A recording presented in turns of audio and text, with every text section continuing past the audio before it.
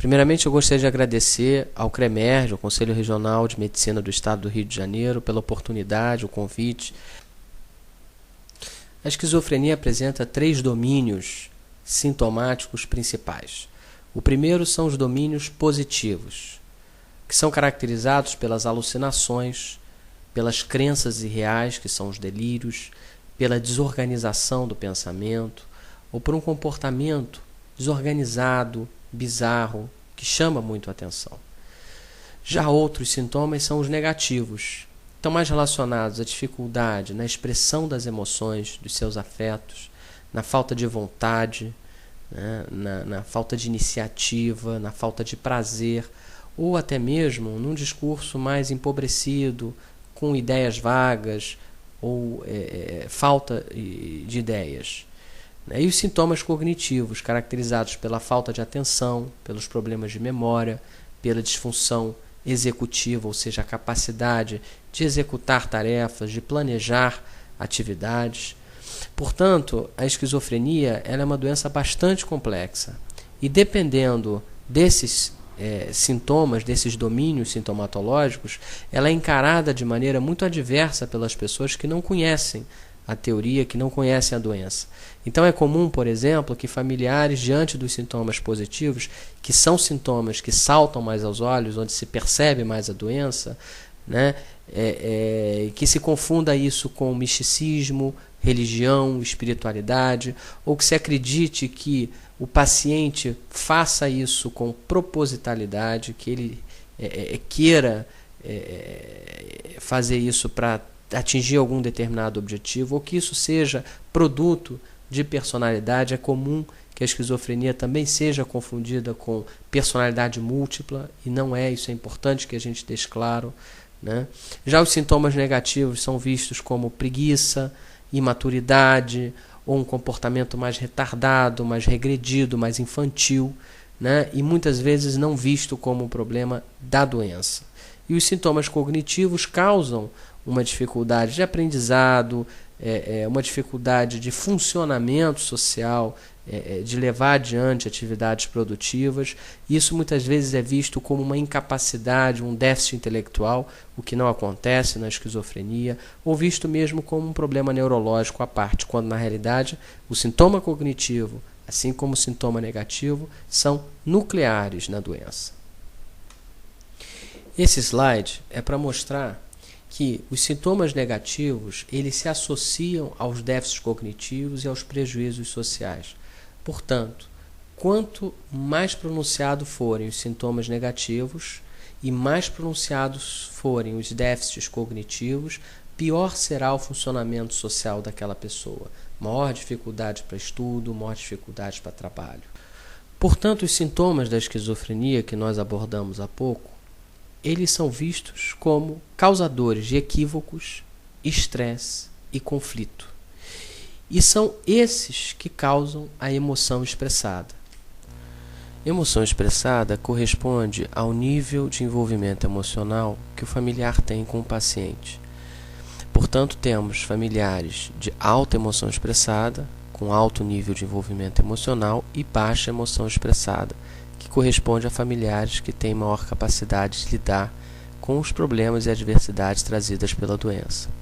A alta emoção expressada tem 2 componentes fundamentais, o de crítica e o de superenvolvimento afetivo. Crítica está relacionada a cobranças excessivas, a pressões que o familiar pode exercer em relação ao paciente. E o nível aumentado de crítica está relacionado a mais internações psiquiátricas, ao maior número de recaídas, a durações maiores de episódios psicóticos. Tem o mesmo efeito tanto em pacientes no primeiro episódio da doença como em pacientes já crônicos. E está relacionado também a uma maior dificuldade da família solucionar os conflitos do dia a dia. Existem estudos já com 7 a 8 anos de segmento que mostram que nível elevado de crítica é bastante prejudicial à estabilidade da esquizofrenia a longo prazo. Já o superenvolvimento afetivo corresponde ao envolvimento excessivo, né, do familiar no cuidado com o paciente, a ponto de se anular, né, de não ter um tempo para se dedicar a atividades de interesse próprio que aumentem a sua qualidade de vida. Isso leva à exaustão, a um sentimento de opressão, e esse superenvolvimento afetivo ele aumenta com o tempo da doença. Estudos mostram que ele responde à intervenção familiar, a família melhora quando faz um tratamento ou quando se percebe esse grau excessivo de envolvimento, mas tem uma tendência a aumentar novamente num período superior a 2 anos. A vantagem, se é que se pode falar em vantagens desses dois componentes, é que o superenvolvimento afetivo, os familiares lidam melhor com a doença do que os familiares que possuem alto nível de crítica. Mas existe uma sobrecarga subjetiva maior na esquizofrenia. E por que os autores encontraram esse resultado? Primeiro, eles viram que era mais comum pessoas na família de esquizofrênicos terem ansiedade e depressão. E isso estava relacionado aos sintomas cognitivos e comportamentais da esquizofrenia. Estava relacionado também a uma dificuldade da família compreender a natureza dos sintomas, a superestimar a capacidade dos pacientes controlarem seus próprios sintomas.